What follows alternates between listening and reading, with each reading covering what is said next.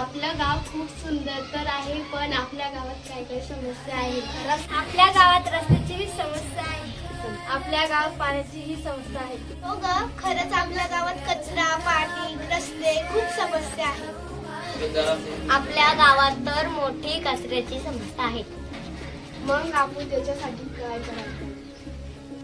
आपल्या सर्वांना हातात झाडू घ्यावा लागेल. जाग उधाणू द्या जवरी